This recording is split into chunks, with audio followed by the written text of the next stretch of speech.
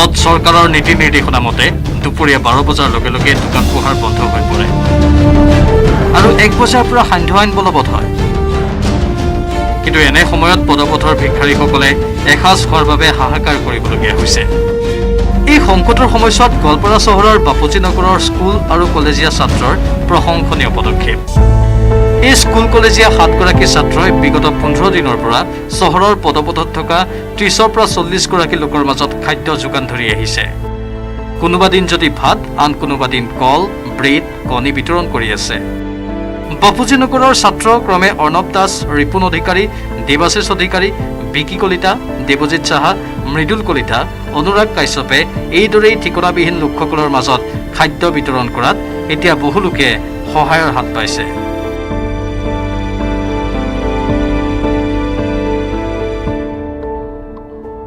তোমালোকক দেখা পাইছোঁ এই ৰাস্তাত যিসকল লোক পদপথৰ ভিখাৰী আছে, মানসিকভাৱে বিকাৰগ্ৰস্ত লোকসকলক তোমালোকে খাদ্য যোগান ধৰি আছে। কেতিয়াৰ পৰা যোগান ধৰি আছে আৰু মনত কিয় আহিলে কথাটো তোমালোকৰ?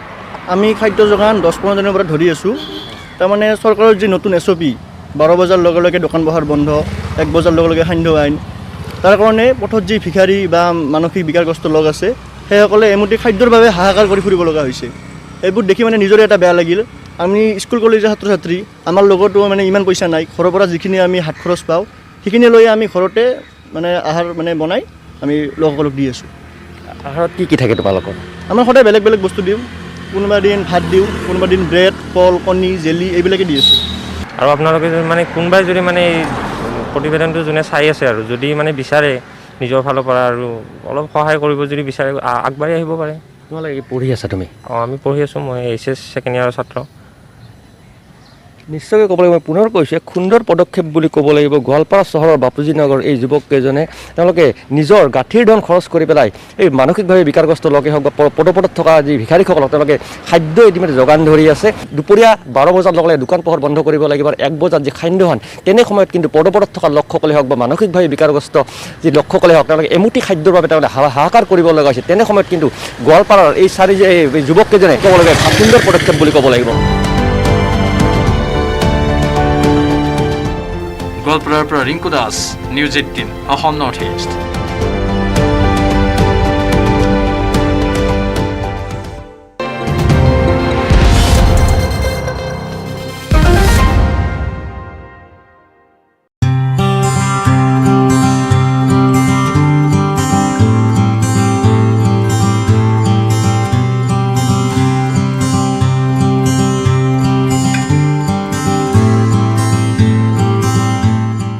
কৰোনা কালত চলি থকা মিনি লকডাউন, সান্ধ্য আইনৰ সময়ত কৰ্তব্যত কঠোৰ পৰিশ্ৰম কৰি নিষ্ঠাৰে দায়িত্ব পালন কৰা এগৰাকী আৰক্ষী জোৱান।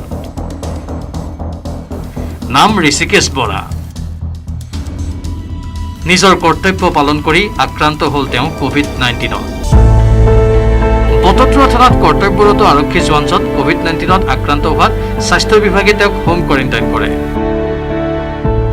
হোম কোৱাৰেণ্টাইনৰ সময়ছোৱাত ঋষিকেশ বৰা নামৰ আৰক্ষী জোৱানজনে নিজৰ মনোবল বৃদ্ধিৰ বাবে কাঠত খোদিত কৰি নিৰ্মাণ কৰিলে ডক্টৰ হিমন্ত বিশ্ব শৰ্মাৰ প্ৰতিমূৰ্তি।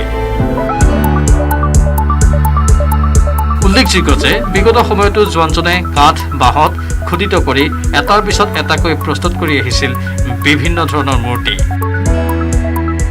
হস্তশিল্পীৰ ৰাষ্ট্ৰীয় পুৰস্কাৰপ্ৰাপ্ত নগাঁৱৰ কঠীয়াতলীৰ বিলচা আতি গাঁৱৰ জিতেন কুমাৰ বৰাৰ জ্যেষ্ঠ পুত্ৰ ঋষিকেশ বৰাই দেউতাকৰ পৰা সৰুতেই এই শিল্পৰ জ্ঞান আহৰণ কৰিছিল। বৰ্তমান মই COVID-19 ৰোগত আক্ৰান্ত হৈ হোম আইচলেশ্যনত আছোঁ। আপোনালোকক জনাওঁ যে অসম আৰক্ষীত যোগদান কৰাৰ আগৰে পৰাই মই ভাস্কৰ্য শিল্পৰ লগত জড়িত। বৰ্তমান এই ৰোগত আক্ৰান্ত হৈ মই নিজৰ শৰীৰটো মনোবল বৃদ্ধি পাবৰ বাবে মই মোৰ শিল্পৰ চৰ্চাসমূহ মই জাৰি ৰাখিছোঁ। এতিয়া আমাৰ অসমৰ মাননীয় মুখ্যমন্ত্ৰী হিমন্ত বিশ্ব শৰ্মা ছাৰৰ প্ৰতিমূৰ্তি মই কাঠত খোদিত কৰিছোঁ। কাম সম্পূৰ্ণ হোৱা নাই আৰু 2 দিনতেই কাম সম্পূৰ্ণ হৈ উঠিব। আপোনালোকে ঘৰতে থাকক, সুস্থ থাকক, সামাজিক দূৰত্বটো সদায় মানুহৰ লগত বজাই ৰাখিব। সকলোৱে বাহিৰলৈ ওলাই গ'লে নিজৰ মাস্ক পৰিধান কৰিব।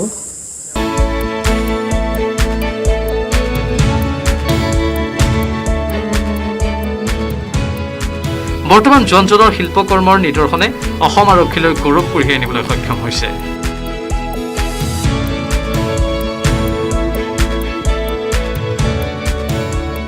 ৰূপহীহঁতৰ পৰা Muzammil Haque, news 18 Assam north east.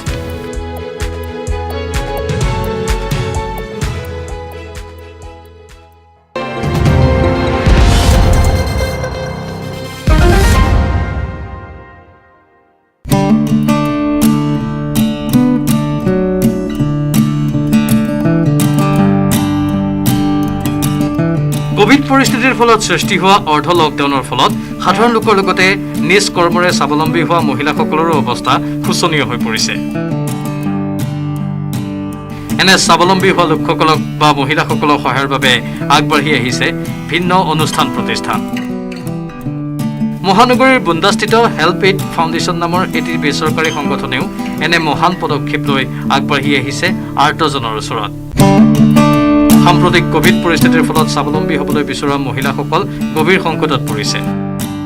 তেনে সংকটৰ পৰা কিছু পৰিমাণে মুক্ত কৰাৰ উদ্দেশ্যে প্ৰথম অৱস্থাত হেল্প এইড ফাউণ্ডেশ্যনে বুন্দা অঞ্চলৰ লগতে অন্য অঞ্চলৰ 30 গৰাকী মহিলাক কোভিডৰ সময়ছোৱাত তেওঁলোকে গঢ় দিয়া সৰু সৰু উদ্যোগসমূহ পূৰ্বৰ দৰেই চলাই নিবৰ বাবে চিলাই মেচিনৰ প্ৰয়োজনীয় সামগ্ৰী যেনে নাইলিং, গুলি সূতা, বুটাম, বেজী, স্কেল আদি বিনামূলীয়াকৈ যোগান ধৰিছে।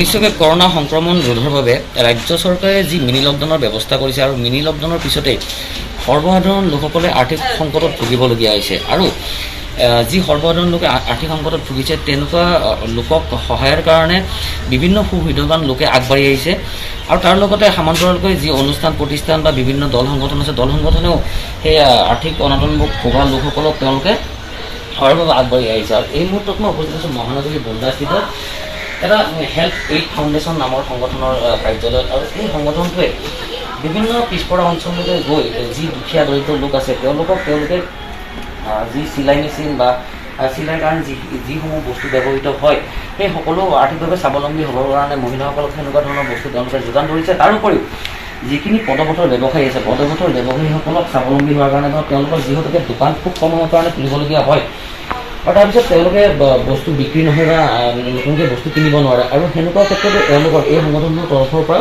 এক সুন্দৰ পদক্ষেপ গ্ৰহণ কৰিছে। তেওঁলোকক বিনামূলীয়াকৈ এই সকলো সামগ্ৰী যোগান ধৰা হৈছে।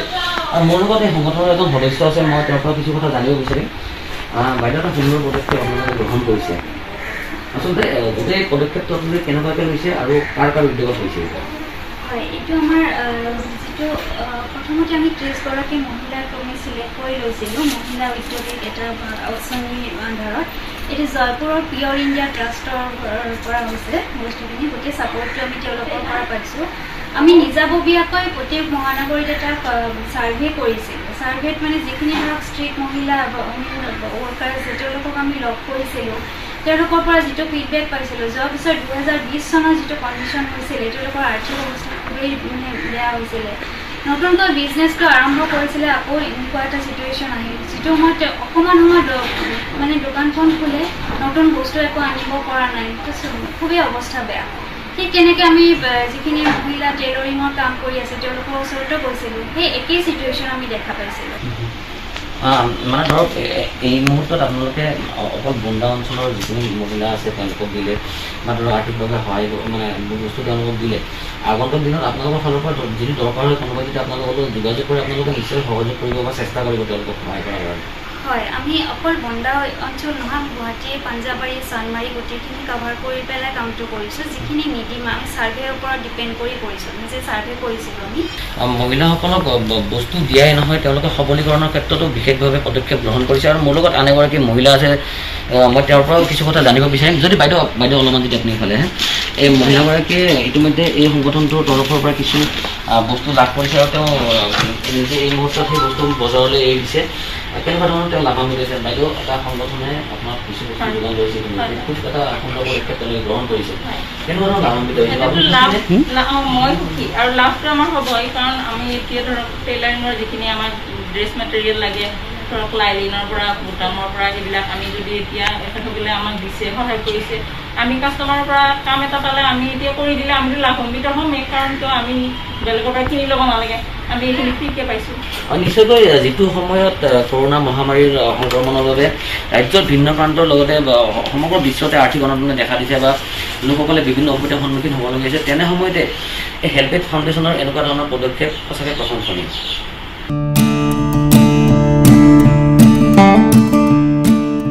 হেল্পএজ ফাউণ্ডেশ্যনৰ অধ্যক্ষ অঞ্জলিনা চৌধুৰীয়ে জানিবলৈ দিয়ে যে নাৰী সবলীকৰণৰ উদ্দেশ্যেই সংগঠনটোৱে এনে পদক্ষেপ হাতত লৈছে নুনমাটিৰ পৰা অজয় বৰ্মনৰ report news 18 Assam north east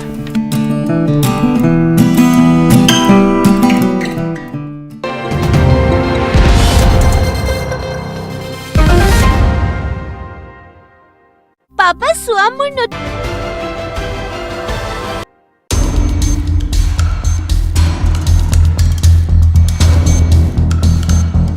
সমগ্ৰ ৰাজ্যতে বৰ্তমান কৰোনা মহামাৰীৰ আতংক কৰোনাৰ সংক্ৰমণ যাতে বৃদ্ধি নহয় তাৰ বাবে ৰাজ্য চৰকাৰে দিনৰ 1 বজাৰ পৰা সান্ধ্য আইন ঘোষণা কৰিছে কিন্তু সান্ধ্য আইনৰ মাজতে কিছু লোকৰ অৱস্থা হৈ উঠিছে অতি শোচনীয় শোণিতপুৰৰ বালিপুৰা কেন্দ্ৰস্থলত থকা হোটেলবোৰৰ পৰা খুজি মাগি জীৱন নিৰ্বাহ কৰা মগনীয়াসকলৰ অৱস্থা এতিয়া পানীত হাঁহ নচৰা হৈছে এমুঠি অন্নৰ বাবে এইসকল লোকে এতিয়া হাহাকাৰ কৰিবলগীয়া হৈছে কিয়নো দিনৰ 1 বজাৰ লগে লগে হোটেল ৰেষ্টুৰাসমূহ বন্ধ হৈ পৰে ফলত তেওঁলোকৰ খোৱা বোৱাৰ ক্ষেত্ৰত যথেষ্ট অসুবিধাৰ সৃষ্টি হৈছে নিশা এসাঁজ ভাতৰ অপেক্ষাত ৰৈ থাকে এইসকল পদপথৰ ভিক্ষাৰী আৰু এনে সময়তেই বালিপৰাৰ কেইজনমান যুৱকে দেখুৱালে মহানুভৱতা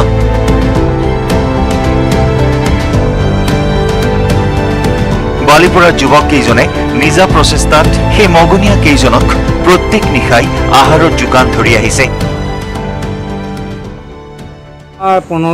10 দিন মানে হ'লে 10 দিনমান হ'ল এইটো আমি এটা ভাবি লৈছোঁ আমি আৰু আমাৰ তাৰমানে আমি যে আছোঁ আমি জীয়াই আছোঁ লগত আমাৰ মানুহখিনি যিখিনি আছে বাহিৰত যিখিনি খাব নোপোৱা মানুহ বঞ্চিত লাঞ্চিত মানুহখিনি সেইখিনিৰ কাৰণে আমি ভাবিছোঁ আজিকালি 1 বজালৈকে দোকানপাটবিলাক হোটেলসমূহ খোলা বন্ধ হৈ যায় তাৰপিছত মানুহখিনি খাব নাপায় বঞ্চিত হৈ থাকে ভোকত থাকে এই মানুহখিনিৰ কাৰণে আমি অলপ চিন্তা চৰ্চা কৰিছোঁ কৰি পেলাই আমি এইটো ভাবিলোঁ যে আমি কিবা এটা নিজে কৰিব পাৰোঁ নেকি সেইকাৰণে আমি 10টামান ল'ৰা গোট খাই পেলাই আমাৰ লগৰ বন্ধুবৰ্গ গোটেইখিনি আমি ভাবিলোঁ কিবা এটা কৰোঁ নেকি তেতিয়া তেনেকৈ আমি ভাবি পেলাই আমি লগৰকেইটাৰ লগত শ্বেয়াৰ কৰিলোঁ কৰাৰ পিছত আমি ভাবিলোঁ যে আজি তই দে কালি মই দিওঁ তেনেকৈ মিলাই আমি তেনেকৈ চলাই থাকিম এই পৰিয়ালটো যিটো আমাৰ পৰিয়াল আমি মানে আমি আৰু আমাৰ যিটো পৰিয়াল আছে পৰিয়াল মানে আমাৰ যিখিনি মানুহ বঞ্চিত হৈ আছে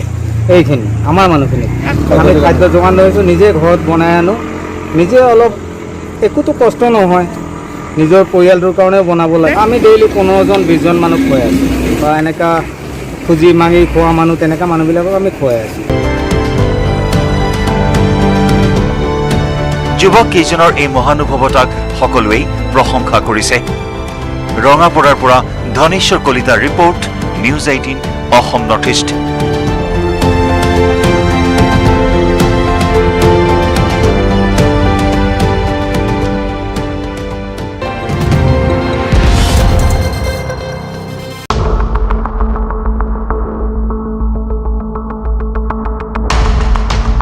ৰাজ্যত কিছু পৰিমাণে কমিছে কৰোনা আক্ৰান্তৰ সংখ্যা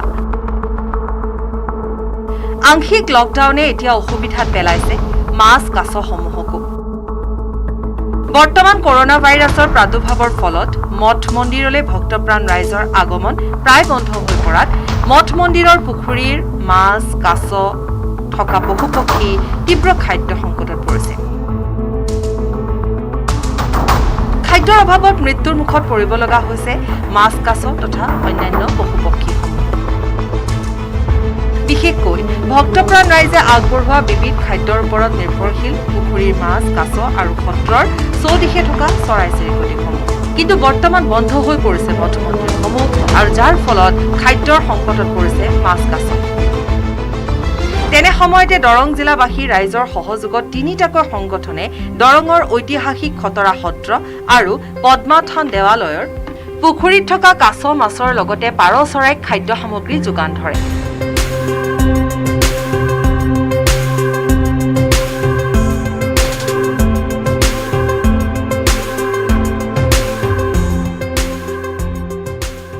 বৰ্তমান কৰোনা ভাইৰাছৰ প্ৰাদুৰ্ভাৱৰ বাবে মঠ মন্দিৰ দেৱালয় আদি দুৱাৰ প্ৰায় বন্ধ হৈ পৰিছে, যাৰ কাৰণে ভক্তমান ৰাইজৰ সমাগম কম হৈছে। কিন্তু আমাৰ দেখিছোঁ দৰঙৰ কেইটামান সত্ৰ, যেনে খতৰা সত্ৰ আৰু পদ্মনাথ দেৱালয়, এই দুটাত ডাঙৰ পুখুৰী আছে, য'ত সেই পুখুৰীত মাছ আৰু কাছ আছে। যিহেতু ভক্তৰ সমাগম হোৱা নাই, যাৰ কাৰণে কাছ বা মাছৰ আহাৰো ভালমতে পোৱা নাই। কাৰণ আগতে ভক্তবিলাকে বিভিন্ন মুড়ি বিস্কুট আদি লৈ আহিছিলে, তেওঁলোকক দিছিলে, কিন্তু এতিয়া সেই বন্ধ হৈ যোৱাৰ কথাটো আমি গম পাই মানুহে মানুহৰ বাবে দৰং অসম কৰোণা ধাৰাৰ দৰং জিলা সহায়ক সমিতি আৰু ইউনিটি উইথ দ্য ব্লাড ডোনাৰ্ছ, এই 3টা সংগঠনে একত্ৰিত হৈ ৰাইজৰ সহায় সহযোগত আমি তাতে গৈ বিভিন্ন খাদ্যবস্তু যেনে বিস্কুট, মুড়ি, কল, চাউল, বিভিন্ন ধৰণৰ খাদ্যবস্তু আমি দিলোঁ, দিয়া হ'ল। আৰু দিয়াৰ পিছত আমি দেখিছোঁ ৰাইজেও যথেষ্টখিনি আগবাঢ়ি আহিছে, আমাক দেখি বিভিন্নজনে আগবাঢ়ি আহিছে। আৰু মই ভাবোঁ এইদৰে যদি আগবাঢ়ি আহে তেতিয়াহ'লে এটা সময়ত গৈ আমাৰ যিটো আমি শংকা কৰিছোঁ যে খাদ্যৰ অভাৱত এই কাছবোৰ, কাৰণ পদ্মনাথ থানত প্ৰায় 3000 কাছ আছে, মাছ যথেষ্ট আছে, পাৰ চৰাই, ৰাজহাঁহৰ পৰা আদি কৰি বহুত চৰাই চিৰিকটি আছে। গতিকে এইবিলাকৰ যাতে খাদ্য সংকটত পৰি মৃত্যু নহয়, তাৰ প্ৰতি আমি নজৰ ৰখাটো সকলোৰে প্ৰয়োজন বুলি অনুভৱ কৰি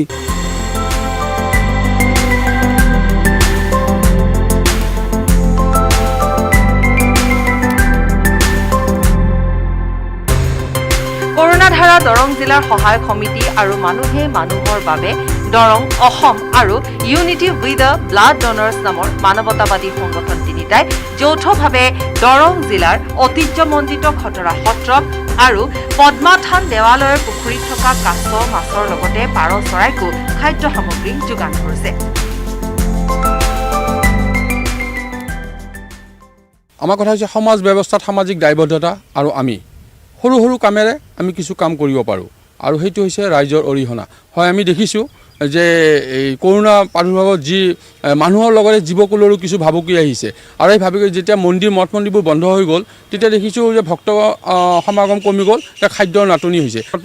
3000ৰ ওপৰত কাছ আছে, মাছ আছে, আৰু চৰাই চিৰিকটিও আছে, পাৰ আছে, বহুত ছাগলী আছে। এতিয়া আমি এটা চিন্তা ধাৰণা কৰি আমি এনেকুৱা এটা আমি 3টা সংগঠনে লগ হৈ আমি ৰাইজক আপিল কৰিলোঁ, তেখেতে মানে একে সুন্দৰ সঁহাৰি দিলে, আৰু তেখেতৰ সঁহাৰিতে আমি মুড়ি, বিস্কুট, চিৰা, কল যেনেকুৱা পাৰিছে আমাক দিছে। আমি সেইবোৰ দায়িত্ব সহকাৰে আমি সেইবোৰ মঠ মন্দিৰত আমি প্ৰদান কৰি আহিছোঁ। চেনেলত দৰং বুলি নহয়, অসমত বিভিন্ন মঠ মন্দিৰত এনেকুৱা পুখুৰী আছে, জলাশয় আছে, যিবোৰ আমাৰ ধৰ্মীয় অনুষ্ঠানৰ লগত জড়িত, আৱেগ জড়িত হৈ আছে। আপোনালোকে সকলোৱে আগবাঢ়ি আহি এই পুখুৰীবোৰত থকা জীৱ জন্তুৰ কাৰণে সহায় সহযোগিতা আগবঢ়াব পাৰে, যাতে খাদ্যৰ অভাৱত আমাৰ এই দুৰ্লভ প্ৰাণীবোৰৰ কাছ যাতে মৃত্যু নহয়, সেই ধৰণৰে আমি আগবাঢ়ি যাব পাৰোঁ।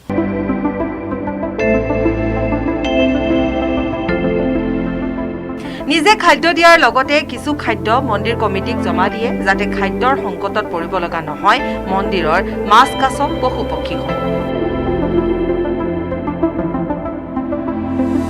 সংগঠনকেইটাই মাছ কাছ আৰু চৰাই চিৰিকটিৰ বাবে মুড়ি, বিস্কুট, চাউল, কল আদি প্ৰদান কৰাৰ সময়ত খতৰা সত্ৰ আৰু পদ্মা থান দেৱালয়ৰ বিষয়ববীয়াসকলে প্ৰশংসা কৰে 3 সংগঠনক। খাদ্য সামগ্ৰী যোগান ধৰাৰ বাবে সংগঠনকেইটাক একেমুখে শলাগ ল'লে সকলোৱে।